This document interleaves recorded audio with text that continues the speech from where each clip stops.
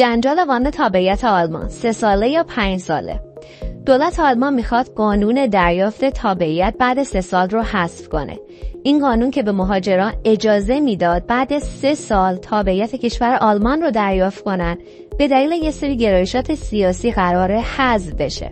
دولت آلمان ممکنه قانون جدید تابعیت رو بازبینی کنه و شرایط رو برای مهاجران برای گرفتن تابعیت کشور آلمان تا 5 سال سخت‌تر کنه. در حال حاضر مهاجران بعد 5 سال اقامت میتونن درخواست تابعیت کشور آلمان رو بدن. البته در شرایط استثنایی و داشتن دستاوردهایی مثل ادغام در کشور آلمان و ارائه گواهی مدرک C1 زبان آلمانی میتونن این 5 سال رو تا 3 سال کاهش بدن. اما اخیراً گزارش‌هایی داده شده مبنی بر اینکه دولت میخواد بازگشت به مهلت 5 ساله بدون هیچ استثنا و شرطی رو دوباره اجرا کنه. اما خب طبیعتاً این قانون مخالفینی هم داره که معتقدن این قانون بیشتر جنبه سیاسی داره.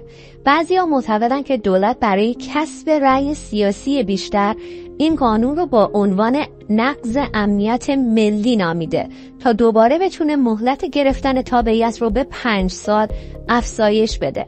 در حالی که قانون فعلی یعنی دریافت تابعیت کشور آلمان بعد 3 سال در شرایط خاص همچنین شرایط اصلی مثل داشتن دانش زبان آلمانی، پرداخت مالیات و عدم سوء پیشینه رو داره.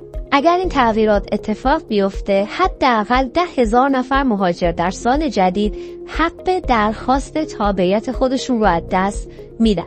حالا شما به ما بگید آیا دولت آلمان میخواد مهاجران رو به ادغام بیشتر تشویق کنه یا صرفاً به دنبال سخت‌تر کردن شرایط گرفتن تابعیت کشور آلمانه؟